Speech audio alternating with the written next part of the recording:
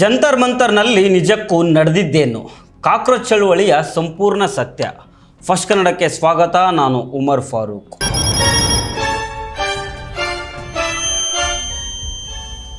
India is the mother of democracy. ಅಂದರೆ ಭಾರತ ಪ್ರಜಾಪ್ರಭುತ್ವದ ತಾಯಿ ಅಂತ ನಾವು ತುಂಬ ಹೆಮ್ಮೆಯಿಂದ ಹೇಳ್ಕೊಳ್ತೀವಿ.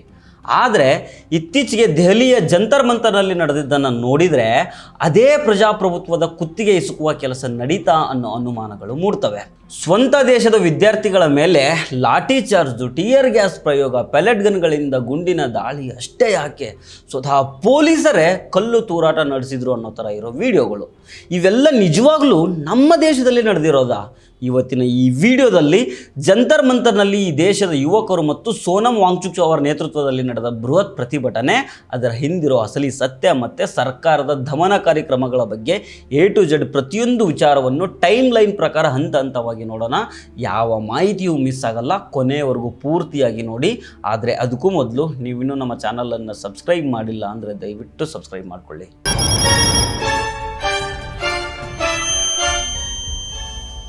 ಈ ಇಡೀ ಕತೆ ಅರ್ಥ ಆಗಬೇಕಾದ್ರೆ ನಾವು ಸ್ವಲ್ಪ ಹಿಂದಕ್ಕೆ ಹೋಗಬೇಕು.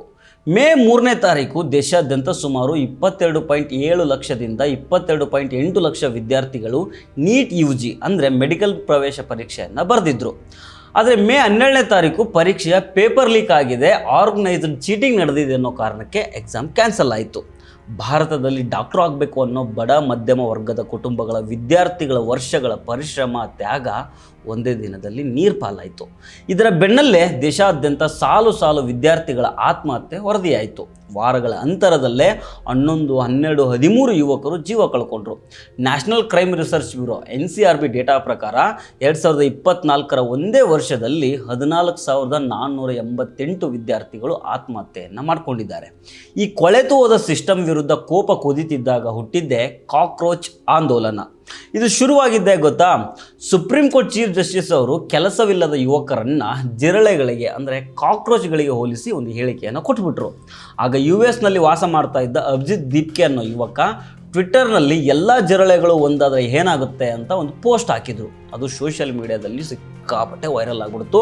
ಅಲ್ಲಿಂದ ಶುರುವಾಗಿದ್ದೆ ಕಾಕ್ರೋಚ್ ಜನತಾ ಪಾರ್ಟಿ.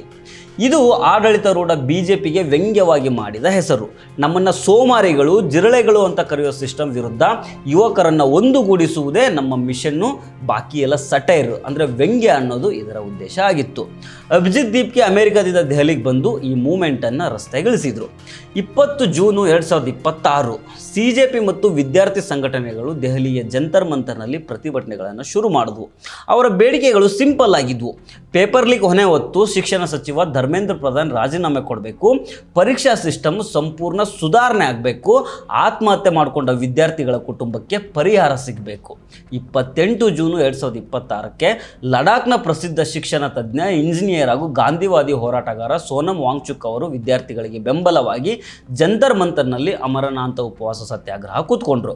ಅವರ ಜೊತೆಗೆ ಐಸಾದ ನೇಹಾ ಬೋರಾ, ಅಮೀನ್ ಅಮಿತೋಜ್ ಮತ್ತು ಮನೀಶ್ ಅನ್ನೋ 3 ರಿಸರ್ಚ್ ವಿದ್ಯಾರ್ಥಿಗಳು ಕೂಡ ಉಪವಾಸಕ್ಕೆ ಕೂತ್ಕೊಂಡ್ರು. 17 ದಿನಗಳ ಉಪವಾಸದ ನಂತರ ವಾಂಗ್ಚುಕ್ ಅವರ ತೂಕ ಬರೋಬ್ಬರಿ 8 kg ಇಳಿತು. ಅವರ ಬಾಡಿ ವೀಕ್ ಆಗ್ತಿರೋ ವಿಡಿಯೋಗಳು ಇಂಟರ್ನೆಟ್ನಲ್ಲಿ ವೈರಲ್ ಆಗಿ ದೇಶಾದ್ಯಂತ ಬೆಂಬಲ ಹರಿದು ಬರೋದಕ್ಕೆ ಶುರುವಾಯಿತು. ಇದನ್ನು ನೋಡಿ ನರೇಂದ್ರ ಮೋದಿ ಸರ್ಕಾರಕ್ಕೆ ಅಸಲಿ ನಡುಕ ಶುರುವಾಯಿತು. ಜುಲೈ 17, 2026 ಕೇಂದ್ರ ಗೃಹ ಸಚಿವ ಅಮಿತ್ ಶಾ ಅವರು ದಿಢೀರನೆ ದೆಹಲಿ ಪೊಲೀಸ್ ಕಮಿಷನರ್ ಸತೀಶ್ ಗೋಲ್ಚಾ ಅವರನ್ನು ಹುದ್ದೆಯಿಂದ ತೆಗೆದುಹಾಕಿ ಇಂಟೆಲಿಜೆನ್ಸ್ ಬ್ಯೂರೋನಲ್ಲಿದ್ದ ಅನುರಾಜ್ ಕುಮಾರ್ ಅವರನ್ನು ಹೊಸ ಕಮಿಷನರ್ ಆಗಿ ತರ್ತಾರೆ. ಬಹುಶಃ ಹಳೆ ಕಮಿಷನರು ವಿದ್ಯಾರ್ಥಿಗಳ ಮೇಲೆ ಕ್ರೌರ್ಯ ಎಸ್ಕೋದಕ್ಕೆ ಒಪ್ಪಿರಲಿಲ್ವೇನೋ. ಜುಲೈ 18, 2026 ಮುಂಜಾನೆ 6:30 ಸುಮಾರಿಗೆ ಪ್ರತಿಭಟನಾ ಸ್ಥಳದಲ್ಲಿದ್ದ ಜನ ಕಡಿಮೆ ಇದ್ದಾಗ ಸಿವಿಲ್ ಡ್ರೆಸ್ನಲ್ಲಿದ್ದ ಪೊಲೀಸರು ಮತ್ತು RAF ಪಡೆಗಳು ಸ್ಟೇಜ್ ಮೇಲೆ ನುಗ್ಗಿದ್ವು. 20 ದಿನಗಳಿಂದ ಉಪವಾಸದಲ್ಲಿದ್ದ ಸೋನಂ ವಾಂಗ್ಚುಕ್ ಅವರನ್ನು ಬಿಳಿ ಬಟ್ಟೆಯಿಂದ ಮುಚ್ಚಿ ಬಲವಂತವಾಗಿ ಸಫ್ದರ್ಜಂಗ್ ಆಸ್ಪತ್ರೆಗೆ ಕಿಡ್ನಾಪ್ ಮಾಡ್ಕೊಂಡು ಹೋದರು. ಅವರ ಹೆಂಡತಿ ಗೀತಾಂಜಲಿ ಅವರು ಇದು ವೈದ್ಯಕೀಯ ನೆರವಿನ ಹೆಸರಿನಲ್ಲಿ ನಡೆದ ಅಕ್ರಮ ಬಂಧನ ಅಂತ ಆರೋಪ ಮಾಡಿದರು. ಈ ಘಟನೆಯಿಂದ ಕೋಪಗೊಂಡ ಅಭಿಜಿತ್ ದೀಪ್ಗೆ ಇನ್ನೇನಿದ್ರು ಪ್ರಧಾನಿ ನರೇಂದ್ರ ಮೋದಿ ಅವರ ರಾಜೀನಾಮೆಗೆ ಆಗ್ರಹಿಸಿ ಜುಲೈ 20ನೇ ತಾರೀಕು ಪಾರ್ಲಿಮೆಂಟ್ಗೆ ಸಂಸತ್ ಚಲೋ ಮಾರ್ಚ್ ಮಾಡ್ತೀವಿ ಅಂತ ಕರೆ ಕೊಟ್ಟರು. ಜುಲೈ 20, 2026 ಮುಂಜಾನೆ 4:40 ಮಾರ್ಚ್ಗಿಂತ ಕೆಲವು ಗಂಟೆಗಳ ಮೊದಲು ಜಂತರ್ ಮಂತರ್ನಲ್ಲಿದ್ದ ಪ್ರತಿಭಟನಾಕಾರರು ಹೊರಗಡೆ ಬಂದು ನೋಡಿದಾಗ ಶಾಕಿಂಗ್ ದೃಶ್ಯಗಳು ಕಾಣೋದಕ್ಕೆ ಶುರುವಾಗ್ತವೆ. ಹತ್ತಿರದ ದಾರಿಯಲ್ಲಿ ಒಂದು ಮುರಿದು ಬಿದ್ದ ಕಾರು ಮತ್ತು ಕಲ್ಲು ಇಟ್ಟಿಗೆಗಳಿಂದ ತುಂಬಿದ ಟ್ರಕ್ಗಳು ಬಂದು ನಿಂತ್ಕೊಂಡಿರ್ತವೆ. ಕಳೆದ 20 ದಿನಗಳಿಂದ ಶಾಂತಿಯುತವಾಗಿ ನಡೀತಾ ಇದ್ದ ಜಾಗಕ್ಕೆ ಕಟ್ಟುನಿಟ್ಟಿನ ಪೊಲೀಸ್ ಭದ್ರತೆಯನ್ನು ಮೀರಿ ಕಲ್ಲಿನ ಟ್ರಕ್ಕು ಹೇಗೆ ಬಂತು? ಪ್ರತಿಭಟನಾಕಾರರು ತಕ್ಷಣ ಆ ಕಾರಿನ ಮೇಲೆ ಇದು ಶಾಂತಿಯುತ ಪ್ರತಿಭಟನೆಯನ್ನು ಹಿಂಸಾತ್ಮಕ ಅಂತ ಬಿಂಬಿಸಿ ನಮ್ಮನ್ನು ಬದ್ನಾಮ್ ಮಾಡೋದಕ್ಕೆ ಪೊಲೀಸರು ಮತ್ತು ಆಡಳಿತ ಏನಿದಿರೋ ಸಂಚು ಅಂತ ನೋಟು ಬರೆದಿಟ್ಬಿಟ್ರು. ಅಷ್ಟೇ ಅಲ್ಲ, ಅದೇ ರಾತ್ರಿ ದೆಹಲಿ ಪೊಲೀಸರು ಜಂತರ್ ಮಂತರ್ನಲ್ಲಿದ್ದ ಎಲ್ಲ ಮೆಟಲ್ ಡಿಟೆಕ್ಟರ್ ಮತ್ತು ಸೆಕ್ಯೂರಿಟಿ ಚೆಕಿಂಗ್ಗಳನ್ನು ಸಂಪೂರ್ಣವಾಗಿ ತೆಗೆದುಹಾಕಿದ್ರು. ಬೃಹತ್ ಮಾರ್ಚ್ ನಡೆದ ದಿನವೇ ಸೆಕ್ಯೂರಿಟಿ ಬಂದ್ ಮಾಡಿದ್ದು ದೊಡ್ಡ ಅನುಮಾನಕ್ಕೆ ಕಾರಣ ಆಯಿತು. ಜುಲೈ 20ರಂದು ಸಂಸತ್ತಿನ ಮುಂಗಾರು ಅಧಿವೇಶನ ಶುರುವಾಗ್ತಾ ಇತ್ತು. ಮಾರ್ಚನ್ನು ತಡೆಯೋದಕ್ಕೆ ದೆಹಲಿ ಪೊಲೀಸರು ಇಡೀ ರಾಜಧಾನಿಯನ್ನು ಮಿಲಿಟರಿ ಕ್ಯಾಂಪ್ ಥರ ಮಾಡಿಬಿಟ್ರು. ಸೆಕ್ಷನ್ 163 ಜಾರಿ, 5ಕ್ಕಿಂತ ಹೆಚ್ಚು ಜನ ಸೇರುವಂತಿಲ್ಲ, 10 ಅಡಿ ಬ್ಯಾರಿಕೇಡ್ಗಳನ್ನು ಇಟ್ಟು ಅವುಗಳನ್ನು ಒಂದರ ಮೇಲೊಂದು ವೆಲ್ಡಿಂಗ್ ಮಾಡಿ ಬಂದ್ ಮಾಡಲಾಗಿತ್ತು. ನೆಟ್ವರ್ಕ್ ಜಾಮರು, 150 ಕಡೆಗಳಲ್ಲಿ ಇಂಟರ್ನೆಟ್ ಬಂದ್ ಮಾಡಲಾಗಿತ್ತು. ಮೆಟ್ರೋ ಕ್ಲೋಸ್ ಮಾಡಿದ್ರು. ರಾಜೀವ್ ಚೌಕ್, ಜನಪತ್, ಪಟೇಲ್ ಚೌಕ್ ಸೇರಿದಂತೆ 5 ಪ್ರಮುಖ ಮೆಟ್ರೋ ಸ್ಟೇಷನ್ಗಳನ್ನು ಮುಚ್ಚಲಾಗಿತ್ತು. ಆದರೂ ಸಾವಿರಾರು ವಿದ್ಯಾರ್ಥಿಗಳು ಮೆಟ್ರೋ ಗೇಟ್ಗಳನ್ನು ಜಿಗಿದು ಬ್ಯಾರಿಕೇಡ್ಗಳನ್ನು ಮುರ್ಕೊಂಡು ರಸ್ತೆಗೆ ಬಂದರು. ಅದರ ನಂತರ ನಡೆದಿದ್ದು ರಕ್ತಸಿಕ್ತ ಅಧ್ಯಾಯ. ಬೆಳಗ್ಗೆ 10:51 ಮಂಡಿ ಹೌಸ್ ಹತ್ರ ವಿದ್ಯಾರ್ಥಿಗಳ ಮೇಲೆ ಲಾಠಿ ಚಾರ್ಜ್ ಶುರುವಾಯಿತು. ಮಧ್ಯಾಹ್ನ 12 ಗಂಟೆ ಹೊತ್ತಿಗೆ ಪಾರ್ಲಿಮೆಂಟ್ ಸ್ಟ್ರೀಟ್ನಲ್ಲಿ ಪೊಲೀಸರು ಕನಿಷ್ಠ 25 ಟಿಯರ್ ಗ್ಯಾಸ್ ಶೆಲ್ಗಳನ್ನು ಸಿಡಿಸಿದ್ರು.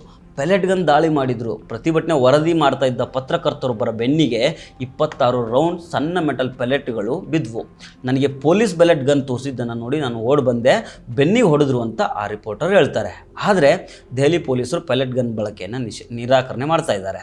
ಸತ್ಯ ಮುಚ್ಚಿಡೋದಕ್ಕೆ ಪೊಲೀಸರು ಮಾಡಿದ ಕೆಲಸಗಳೇನು ಗೊತ್ತಾ? ಪೊಲೀಸರು ತಮ್ಮ ಯೂನಿಫಾರ್ಮ್ ಮೇಲಿದ್ದ ನೇಮ್ ಪ್ಲೇಟ್ಗಳನ್ನೇ ತೆಗೆದುಹಾಕಿದ್ರು. ಪೊಲೀಸ್ ಗಾಡಿಗಳ ನಂಬರ್ ಪ್ಲೇಟ್ಗಳನ್ನು ಮರೆಮಾಚಲಾಗಿತ್ತು.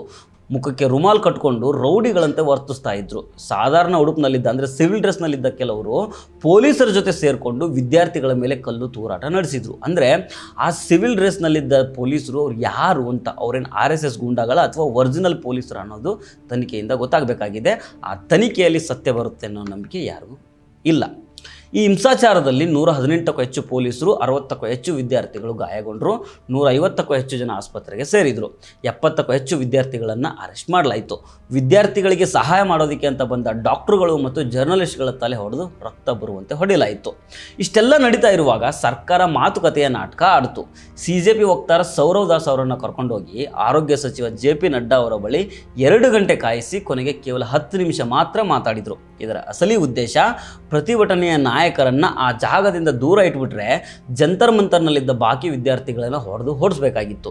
ಆದರೆ ಈ ಪ್ರತಿಭಟನೆಯಲ್ಲಿ ಗೆದ್ದಿದ್ದು ಜನ್ಜಿ ಯುವಕರ ಕ್ರಿಯೇಟಿವಿಟಿ. ಪೊಲೀಸರಿಂದ ಹೊಡೆಸ್ಕೊಂಡು ಓಡ್ತಾ ಇರುವ ವಿಡಿಯೋಗಳಿಗೆ Subway Surfers game theme music ಹಾಕೋದು, ಗಲಭೆಯ ಮಧ್ಯೆನೂ ಕನ್ನಡಿ ಹಿಡ್ಕೊಂಡು ಲಿಪ್ಸ್ಟಿಕ್ ಹಾಕ್ಕೊಳ್ಳೋ ಹುಡುಗಿ, ಹೀಗೆ ಮೇಮ್ ಮತ್ತು ಹ್ಯೂಮರ್ ಮೂಲಕ ಜಗತ್ತಿನ ಗಮನ ಸೆಳೆದ್ರು. ಇಂಟರ್ನೆಟ್ನಲ್ಲಿ ಸರ್ಕಾರ ನ್ಯಾಯ ಕೊಡಲಿಲ್ಲ, ಆದರೆ ಆ ಹುಡುಗಿ ಫೇಸ್ ಕೊಟ್ಲು ಅಂತ ವೈರಲ್ ಆಯಿತು. ಪ್ರಧಾನಿ ನರೇಂದ್ರ ಮೋದಿ ಅವರು 12 ವರ್ಷಗಳಿಂದ ಒಂದೇ ಒಂದು ಪ್ರೆಸ್ ಕಾನ್ಫರೆನ್ಸ್ ಮಾಡಿಲ್ಲ. ಆದರೆ ಟ್ವಿಟರ್ನಲ್ಲಿ ಪೇಪರ್ ಲೀಕ್ ಕೇಸ್ಗಳಿಗೆ ನಾವು ಫಾಸ್ಟ್ ಟ್ರ್ಯಾಕ್ ಕೋರ್ಟ್ ಮಾಡ್ತೀವಿ, ಯುವಕರ ಭವಿಷ್ಯಕ್ಕಿಂತ ದೊಡ್ಡದು ಯಾವುದೂ ಇಲ್ಲ ಅಂತ ಪೋಸ್ಟ್ ಮಾಡಿದರು.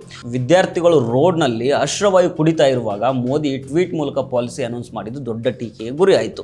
ಇತ್ತ ಶಿಕ್ಷಣ ಸಚಿವ ಧರ್ಮೇಂದ್ರ ಪ್ರಧಾನ್ ಮೊದಲು ರಾಜೀನಾಮೆ ಕೊಡೋದಕ್ಕೆ ನಿರಾಕರಿಸಿ ಪ್ರತಿಭಟನಾಕಾರರನ್ನು ಉಗ್ರರ ಬಿ ಟೀಮ್ ಅಂತ ಕರೆದ್ರು. ಈ ಹೋರಾಟ ದೆಹಲಿಗೆ ಮಾತ್ರ ಸೀಮಿತ ಆಗಲಿಲ್ಲ. ಲಕ್ನೋ ಯೂನಿವರ್ಸಿಟಿ, ಅಲಹಾಬಾದು, ಅಹಮದಾಬಾದು, ಕೋಲ್ಕತ್ತಾ, ಮುಂಬೈ, ಬೆಂಗಳೂರು, ಗೋವಾ ಮತ್ತು ಅರುಣಾಚಲ ಪ್ರದೇಶದವರೆಗೂ ವಿದ್ಯಾರ್ಥಿಗಳು ರಸ್ತೆಗಿಳಿದ್ರು.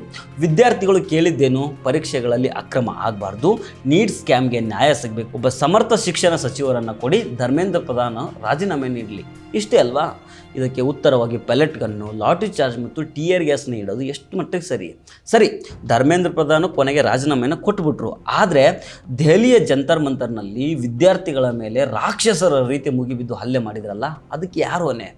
ಇಲ್ಲಿ ಜಿರಳೆಗಳ ವೈಶಿಷ್ಟ್ಯನೇ ಅದು. ಒಂದನ್ನು ತುಳಿದು ಸಾಯಿಸೋದಕ್ಕೆ ನೋಡಿದರೆ ಅದರ ಹಿಂದಿನಿಂದ 100 ಜಿರಳೆಗಳು ಹೊರಗೆ ಬರ್ತವೆ. ಯಾವ ಸರ್ಕಾರ ತನ್ನ ದೇಶದ ಮಕ್ಕಳ ಮೇಲೇ ಲಾಠಿ ಬೀಸ್ತದೋ ಆ ಸಿಸ್ಟಮ್ ಬದಲಾಗುವ ಸಮಯ ಹತ್ತಿರದಲ್ಲಿದೆ ಅಂತಲೇ ಅರ್ಥ. ನಿಮಗೇನನ್ಸುತ್ತೆ? ದೆಹಲಿ ಪೊಲೀಸರು ಮತ್ತು ಸರ್ಕಾರದ ಈ ನಡೆ ಸರಿನಾ? ನಿಮ್ಮ ಅಭಿಪ್ರಾಯವನ್ನು ಕೆಳಗೆ ಕಾಮೆಂಟ್ ಮಾಡಿ.